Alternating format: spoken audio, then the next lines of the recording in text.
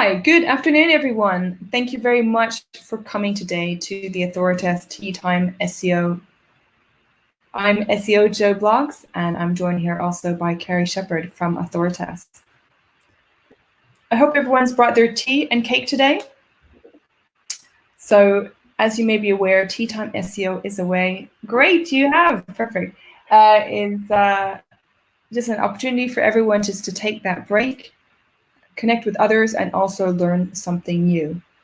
So we've been running for this for about 7 weeks now, and we're really pleased to have today with us 3 great speakers talking about something that we've had quite a lot of interest in: internal linking and content structure. Hi, Kirsten and Antoine and Azim, Fateh, Authoritas, Anna, Lawrence. Thank you all for joining. We will have some questions at the end. Kara will take the Q&A from everyone, so please feel free to write any questions and chats in there. So thank you very much for our speakers for coming on today, Mark, Maret, and Mike. And without further ado, I will pass over to them to introduce them and also share their tips. Thank you. So my name's Mark, and I've been doing SEO for about 16 years now, and started with my own kind of affiliate ad sites and getting them to rank. Currently, I'm digital marketing director at an agency called Canada. I've been agency side for 13 lovely, blissful, stress-free years now. I also, apart from client work, really like building SEO tools. So at the moment, hopefully you've seen alsous.com is ours, and Aardvark SEO is a SEO plugin for a content management system called Stepney. I also organize a local SEO meetup here, and we have our own SEO podcast, like so many people now as well, called Search with Canada. And I was asked to add a fun fact to this slide, and the only thing I really could think of, which is really different from SEO, is I'm a master scuba diver trainer, so I've got about 1,000 hours now underwater.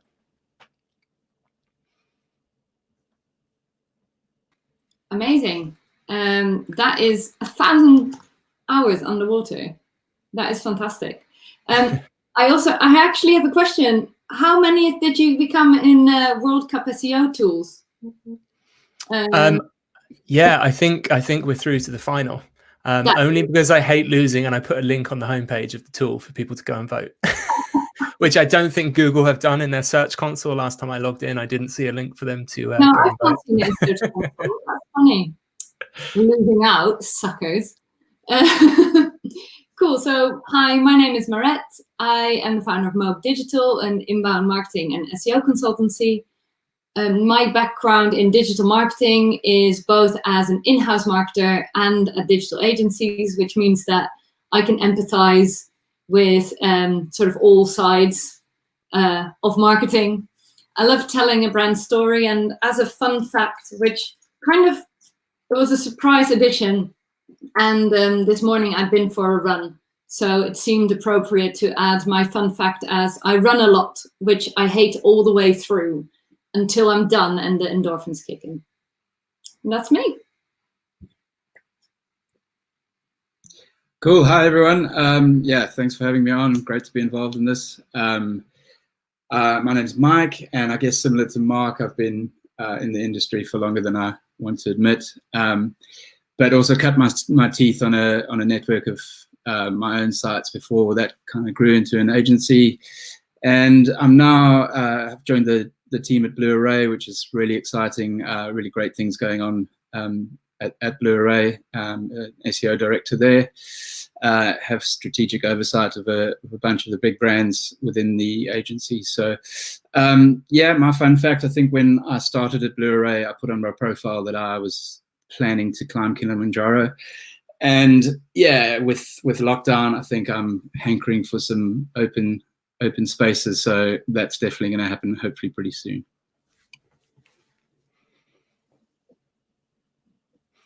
Cool. So I'll kick off. I've just got 2 tips really I want to share about internal linking and content structure, which is, the first is about distinguishing and separating your evergreen content from your news content. So evergreen content being the kind of content that stays relevant for hopefully forever, but at least kind of a long time, whereas your news content is obviously more important when it is new, because it's news. And secondly, about consistent and planned approaches when it comes to internal anchor text.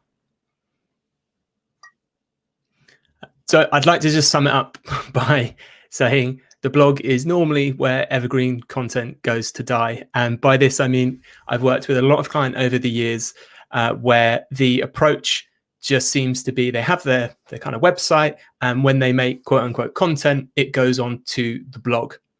So if we use an example, like we have an e-commerce site, say it's like a car site selling car parts, accessories, and we want to write an article which we would consider to be evergreen, something like how to de-ice your car. So it's evergreen because fundamentally what you do to de-ice a car hopefully shouldn't change over the years. And we put that on our blog, and it ranks well maybe for a few weeks or months. And what you'll tend to see is over an amount of time, those rankings may drop. And this is due normally to the content kind of falling down into this deep rabbit hole of the blog. So in a couple of years' time, if you want to read that article, you have to sort of go to the blog, to the archives, to 2020 March, and then through the pagination to find it.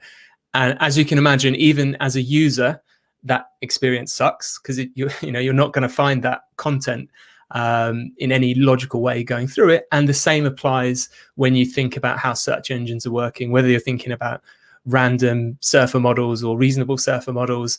Search engines are going to think that that page itself is less important because it's buried down. It's got links from pages that aren't quite as important themselves. So that's one kind of reason why that happens. And I think it also leads into this fact where people update content, so it comes back onto their homepage and it starts ranking again. So maybe they think, oh, it's fresh content, it was ranking, when actually it was more to do with where it was linked from on the site.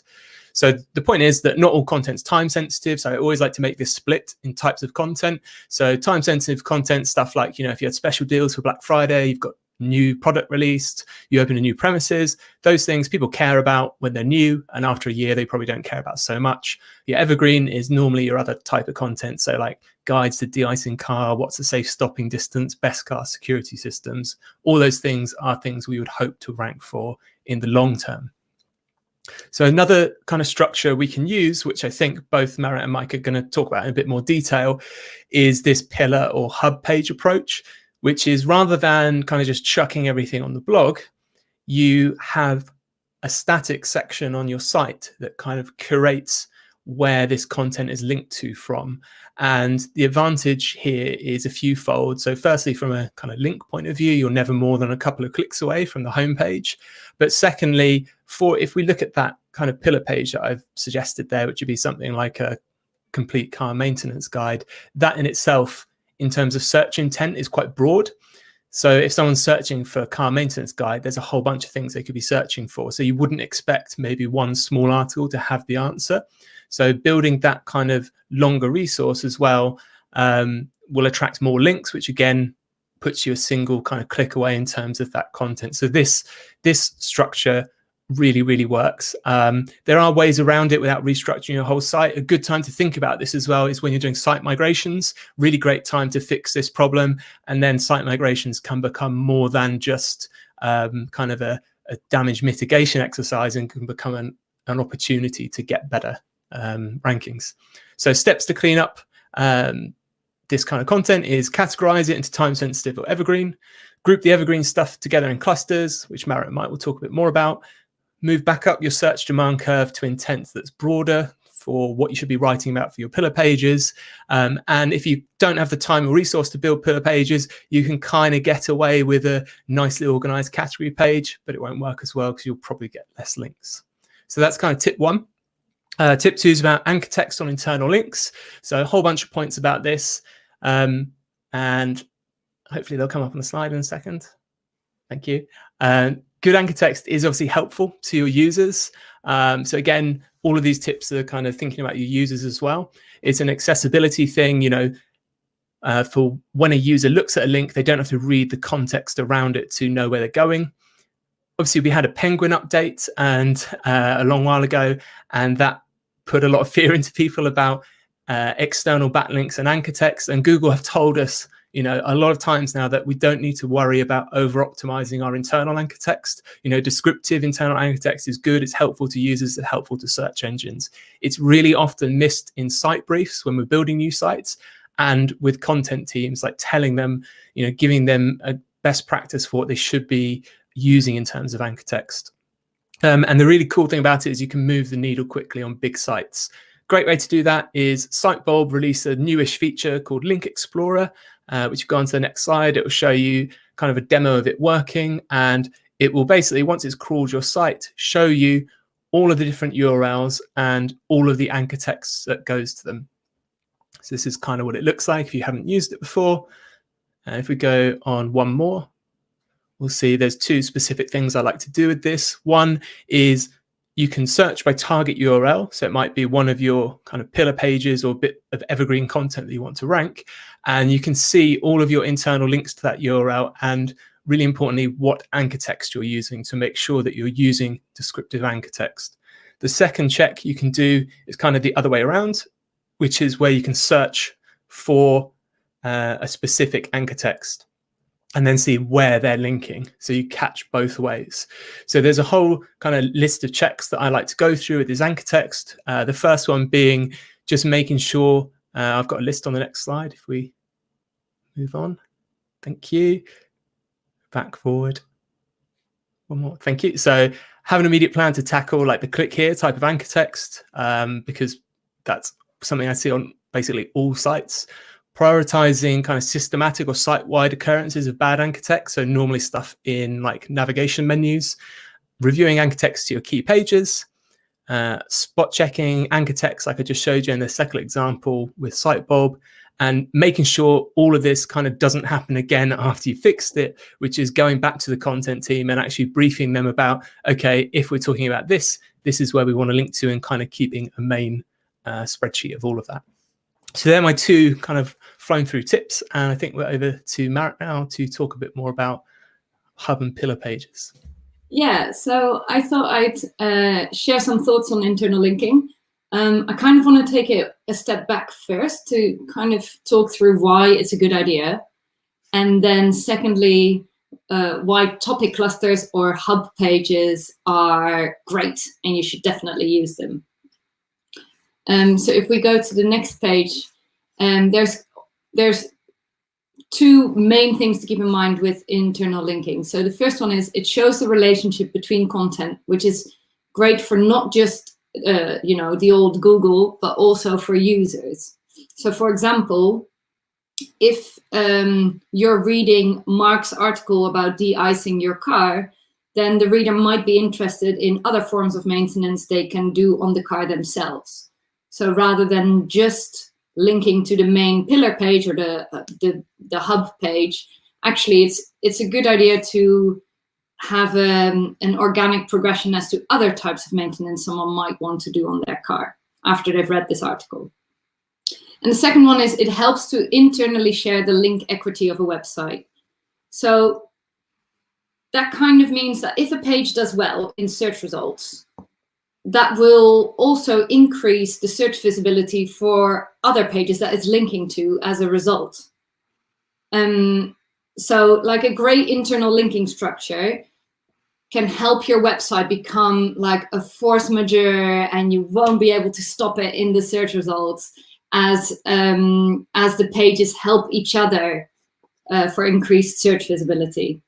And that's also why, kind of in line with what Mark just said, it is important to regularly audit the internal links on your website to ensure they are still pointing to you know, live and relevant URLs and articles.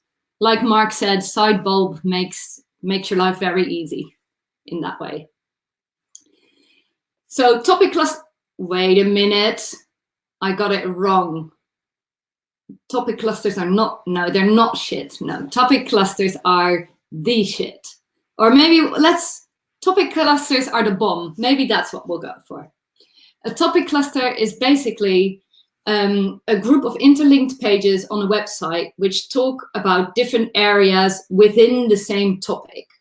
So if I show you that visually, you will see a pillar page at the center, and then all these nice little cluster pages, cluster content around it. So this is what it looks like in a sort of perfect little pretty world, but in actual fact, it looks more like this. So cluster pages can also link between each other, essentially.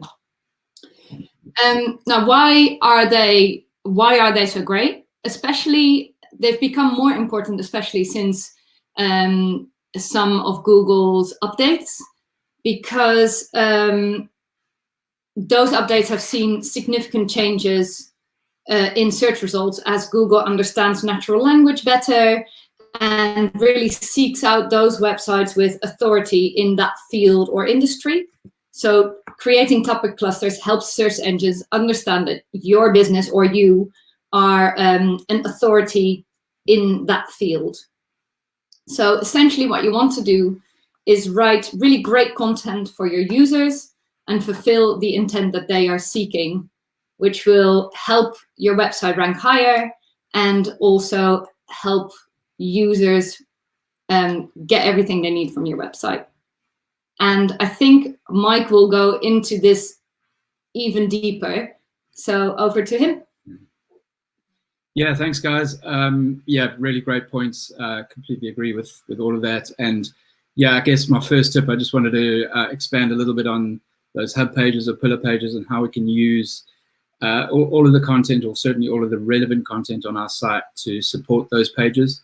And then the last two tips I'll go through quickly are kind of finding untapped opportunities for internal links on your site, and then the last one being the mighty breadcrumb.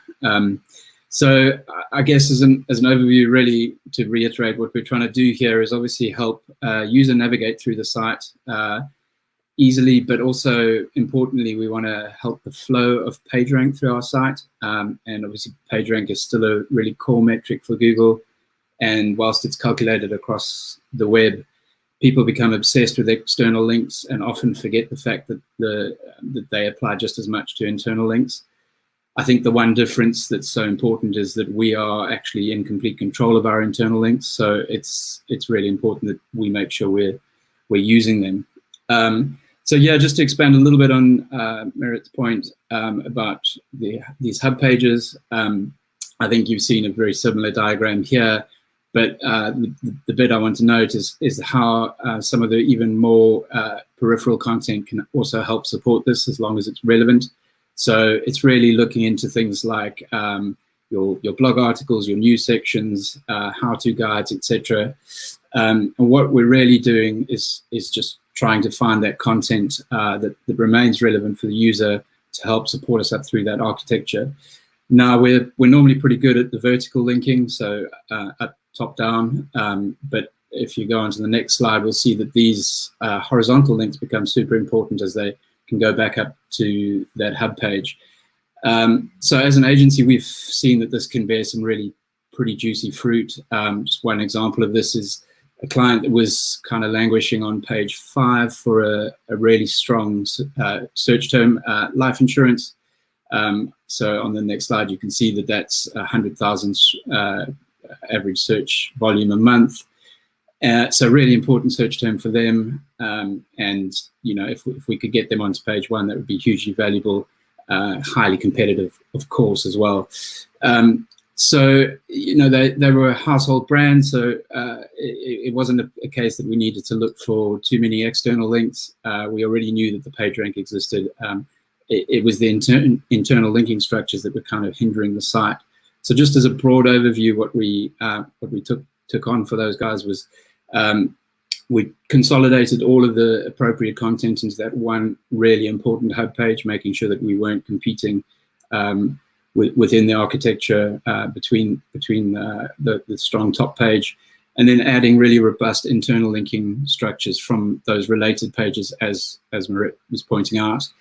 But then also expanding on that and introducing new informational content, so to plug some of the gaps. And this becomes really important when you think about how Google looks at your content and judges your content, because we really want to make sure that we're including all the entities that you'd expect to see within that particular topic. So whether it's on page or whether it's through relationships to other pieces of content. So yeah, that really produced some great results. We did move very quickly from page 5 to page 1. So yeah, needless to say, it was a success story, but amazing to see what these linking strategies can do just with a little bit of improvement. Of course, we need to remember that relevance is important here. We can have different silos within the site, but as long as we're applying the same strategy within each one of those, it can bring some really great results. Some quick ways of getting some of that relevant content out of the site. Obviously, you can use your internal site search. Search Console is great. You can get really crafty with Screaming Frog and other crawling softwares. But actually, the site command, good old site command, is your friend, and it can be quite easy to just pick out relevant. Even some of that buried content, as Mark says, that can still be very valuable. Cool. So then jumping ahead, where it moves quite nicely onto how we identify the most valuable pages within our site. So of course, we're getting a bunch of external links pointing to various spaces on the site. Some of those pages can be actually quite untapped. We don't really know that they're getting as many links as they are. So utilizing a tool like Majestic or other backlink analysis tools can really help. So just putting your domain into that and ordering, by the number of by the pages to see, which ones are getting the highest links. And some of those hidden gems within that space can be things like your branch finder or store pages. Of course, for lots of reasons, they get a lot of links, but we don't necessarily always do a very good job of linking back up through the hierarchy from those. And that can be really useful for a user. If a user lands on that page, to know that the product's available on the excuse me, on the site. So other pages that are great, like things like delivery info, help pages, affiliate programs tend to get a lot of links, and then forgotten resources, old PR pieces that have been done, etc. So make sure you're utilizing every page of your site, basically. Cool. And then finally, a little word on the good old breadcrumb. This is a bit of a bugbear for me.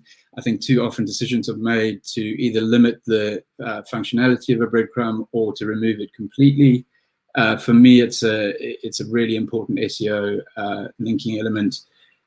We really it's really handy to link up and down through our structures, but also we've got full control over the anchor text, or we should have, if they customizable as they should be. And of course, they're at the top of the page, and we know Google likes to weight things higher up the page. So very important from an SEO perspective, and I do think that from a user perspective, to know where you sit within a site is hugely valuable. Of course, the argument is made that it becomes intrusive on a mobile experience, but I think in a mobile first world, we really got to think about that decision.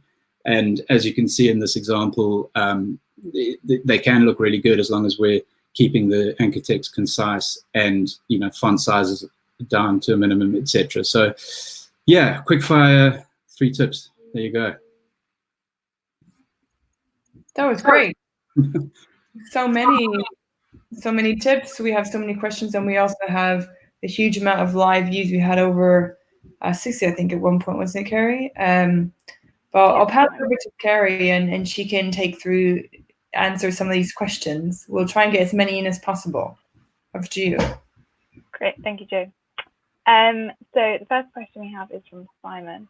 He says, blog links to Evergreen pages get buried in blog pages as they move slowly away from the homepage because of blog list pagination. Is it worth building out blog category and tag pages?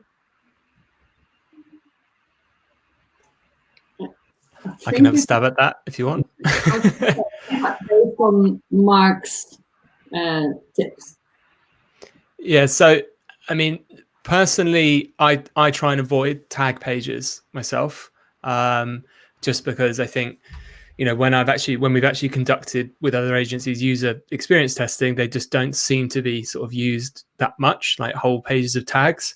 And I mentioned when I was talking about building kind of these hub or pillar pages, that a kind of a cheaper, quicker, faster alternative is to build a type of category page. I don't see many blog category pages ranking in search for many terms, and that's generally, again, because they're pretty unsatisfying to land on. So what I'm seeing now is, and I've seen quite a few of larger, especially kind of blogs do this, which is they're actually no indexing their actual category pages, and they've basically been replacing them with these hub pages, which is so say you've got your blog about SEO and you're writing about link building. Rather than have a category page that says link building that just lists all your posts about link building, you then make your kind of hub page that introduces link building as a concept, what's involved in it, and then as you're talking about that, you link off to all of those blog posts yourself. So I think personally that's a better way to keep those like links higher up in the structure. I have seen some other sites, as I say, take this approach where it's a type of category page, but it's a little bit more helpful. But that's the approach I take in terms of building up those category pages, which is, if you've got the resource, start rolling out content that's more helpful to the user, because again, it'll attract links, and try and steer away from, again, things that you yourself don't see Google ranking that much in the wild. Yeah, I agree 100%. And I think if you can, it depends on your platform, but if your platform's flexible enough and you can add value to your category pages, then we're doing a very similar thing there.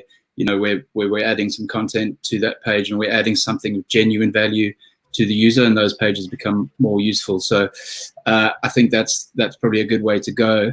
But lifting those pages up within the structure is 100% necessary for sure.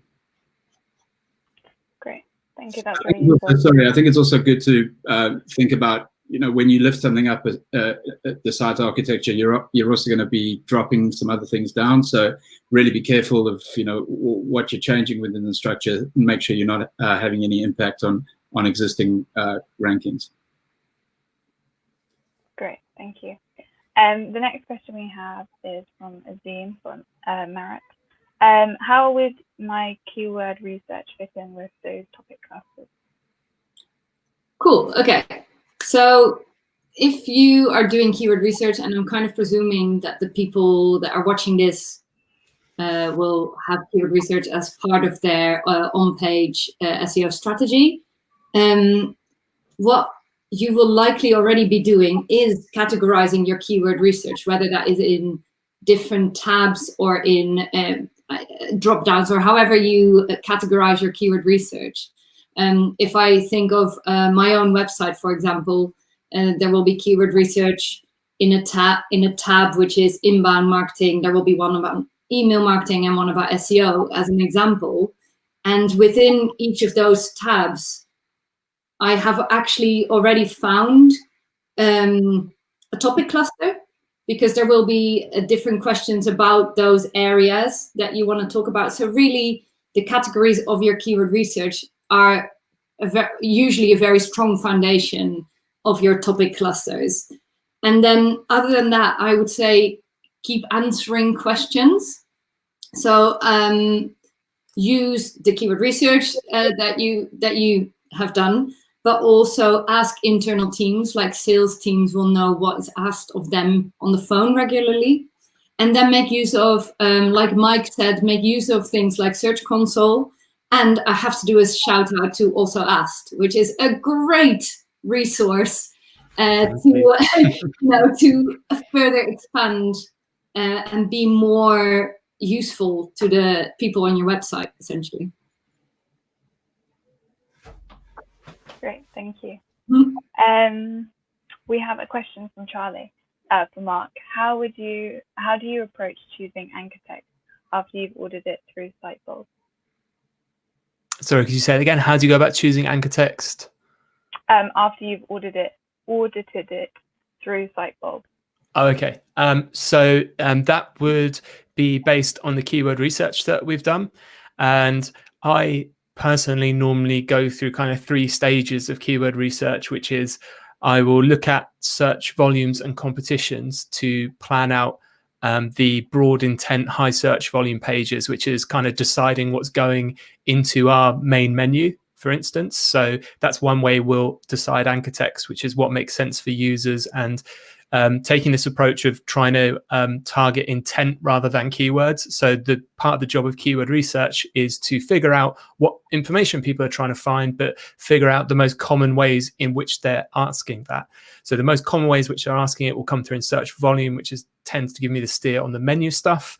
When it comes to article topics categorization, I tend to use Answer the Public or Google Suggest data, which gives you then again, a slightly broader range of kind of what topics people are interested in.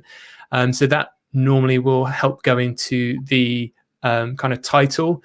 And then actually inside the article, that's when I use like our people also ask kind of data. So to give you an example, if we looked at, car maintenance was our kind of navigation term, and then de-icing our car was the article.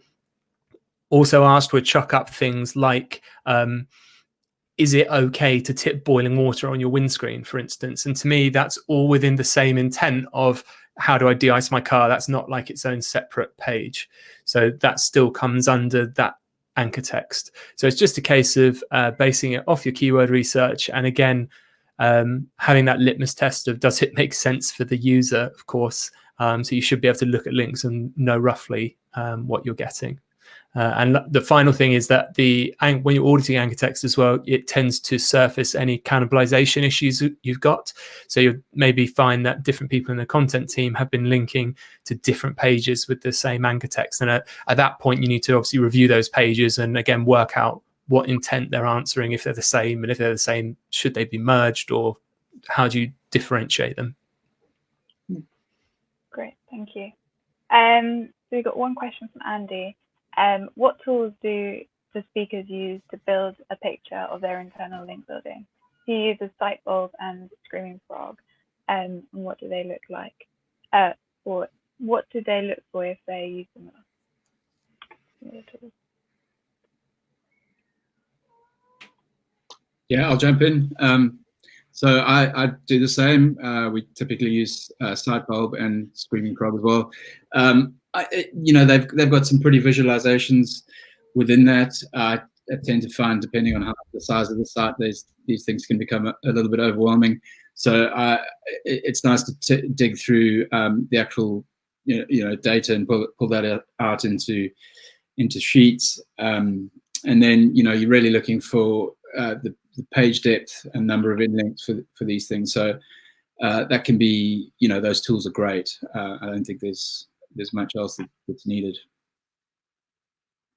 Yeah, like Mike, I enjoy looking at the Sitebulb visualizations, just because it gives you an instant snapshot if things are absolutely wild or if they're kind of roughly how they should be. I used to use Screaming Frog pretty much all the time for this and export it into sheets and build pivot tables. I am really a fan of that new tool that Sitebulb launched, though, because they're kind of modeling how the link equity flows around the site for you as well now. And apart from that, if it's a really big site, I don't use a tool. I just kind of start with looking what's linked in the main menu. It sounds really obvious, but that's a really quick way just to see what you're linking to and what you're not, and what the opportunity is there. Yeah, I couldn't agree more with the both of you. For me, it's the same Sitebulb and Screaming Frog, as well as just my eyeballs. Great. And the last question we have is from Maret. Do you think there is merit in creating a hub of these cluster pages, like a mother hub? Could you say it again? Sorry. Yeah. Do you think there is merit in creating a hub of these cluster pages, like a mother hub? Like a mother hub. It's almost like a category page of category pages, then, isn't it? It's like I don't think I've ever done that or used that myself. Also, thank you for using the word merit in your question to completely throw me off.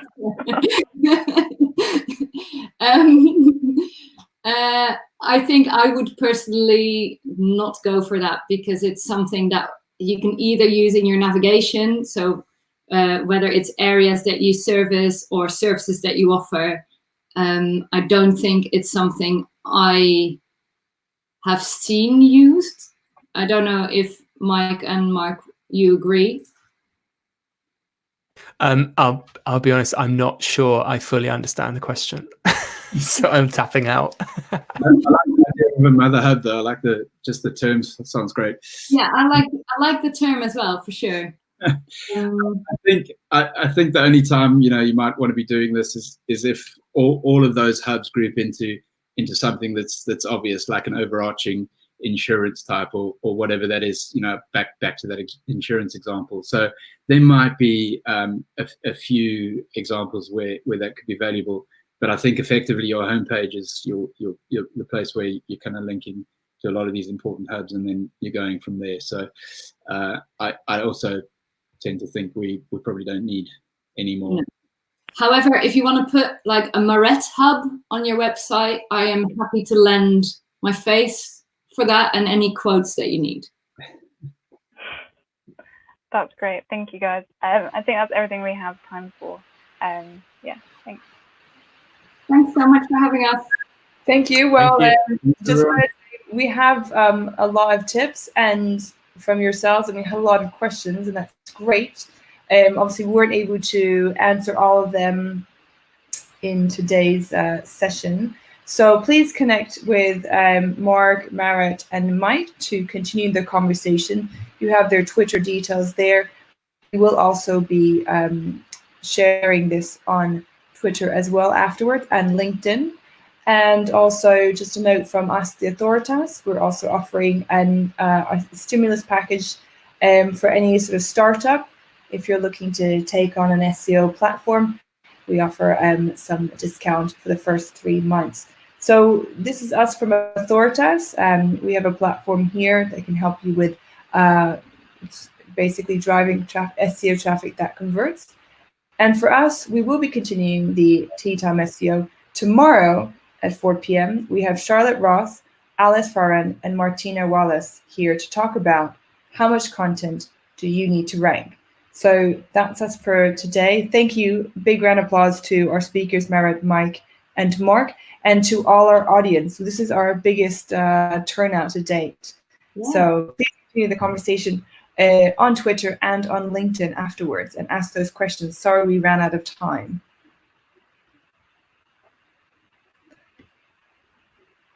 So thank you very much, everyone. We will see you tomorrow at 4 p.m. Thanks, everyone. Thank you. Thank you. Bye.